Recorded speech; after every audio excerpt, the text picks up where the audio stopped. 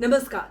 वक्फ संशोधन कानून पर सुप्रीम कोर्ट में 2 दिन लगातार सुनवाई हुई। सुनवाई के बाद सुप्रीम कोर्ट ने अंतरिम आदेश जारी किया। वक्फ संशोधन अधिनियम 2025 के कुछ प्रावधानों पर अंतरिम आदेश जारी करते हुए केंद्र सरकार की कार्रवाइयों पर कुछ बेहद जरूरी पाबंदियां लगा दी, जिसके बाद अब मोदी सरकार नए कानून के कुछ हिस्सों को लागू करने में असमर्थ होगी।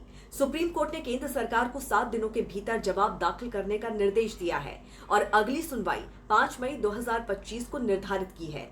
एआईएमआईएम नेता Asaduddin Owaisi, all India Muslim personal law board, Jamiat Ulama Hind, Dravid Munnetra Kazhagam, Congress सांसद इमरान प्रताप गढ़ी और मोहम्मद जावेद की याचिकाओं सहित 72 याचिकाएं अधिनियम की वैधता को चुनौती देने के लिए दायर की गई हैं।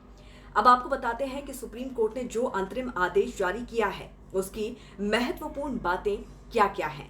पहली बात तो ये है कि सुप्रीम कोर्ट ने अपने आदेश में साफ कर दिया है कि वक्फ संशोधन कानून पर जवाब दाखिल किए जाने और अगली सुनवाई तक रोक रहेगी। नए कानून के प्रावधानों के तहत वक्फ बोर्ड और केंद्रीय वक्फ परिषद में किसी भी तरह की नई नियुक्ति नहीं की जा सकेगी। इसका मतलब है कि गैर मुस्लिम सदस्यों की नियुक्ति सहित कोई भी नया बदलाव फिलहाल संभव नहीं होगा।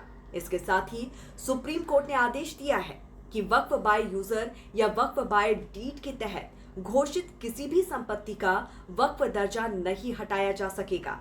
इसका मतलब है कि ऐसी संपत्तियों को सरकारी जमीन घोषित करने या उनके स्वामित्व में किसी तरह का बदलाव करने की प्रक्रिया पर पूरी तरह से रोक रहेगी। इसके अलावा नए कानून में प्रावधान है कि वक्फ संपत्ति पर विवाद होने की स्थिति में जिला अधिकारी जांच पूरी होने तक इसे वक्फ संपत्ति के रूप में मान्य नहीं करेगा।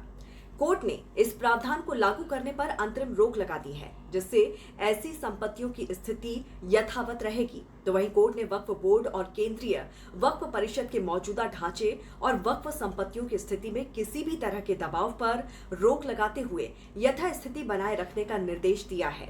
सुप्रीम कोर्ट के सुप्रीम फैसले से उन याचिकाकर्ताओं और विपक्ष को राहत महसूस हो रही है, वो इसे अपनी जीत मान रहे हैं। अब देखना यह है कि 5 मई को सुनवाई में सुप्रीम कोर्ट में क्या होता है। तो इस पर आपकी क्या राय है, जरूर बताइए। जुड़े रहिए राष्ट्रहित टीवी के साथ। नमस्कार।